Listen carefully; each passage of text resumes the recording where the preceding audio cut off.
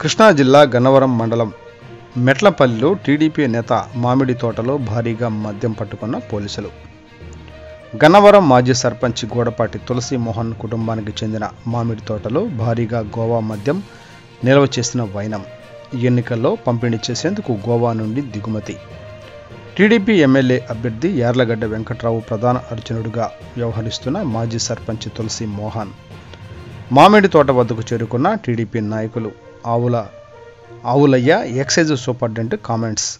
గోడపాటి దుర్గాప్రసాద్ అనే వ్యక్తి మామిడి తోటలో భారీగా గోవా మద్యం నిల్వ ఉంచినట్లు సమాచారం. స్థానిక పోలీసులతో కలిసి తనిఖీలు నిర్వహించాం. 58,080 క్వార్టర్ బాటిళ్లు స్వీచ్ చేయడం జరిగింది. సుమారు 75,50,000 రూపాయల విలువగల మద్యం బాటిళ్లు స్వాధీనం. Narasimhamurthy Hanuman junction CI comments. మామిడి తోటలో భారీగా గోవా మద్యం నిల్వ ఉంచిన గోడపాటి దుర్గాప్రసాద్తో పాటు మరో వ్యక్తిని అదుపులోకి తీసుకున్నాం. భారీ మద్యం నిల్వ వెనుక ఎవరు ఉన్నారనే దానిపై దర్యాప్తు చేస్తున్నాం.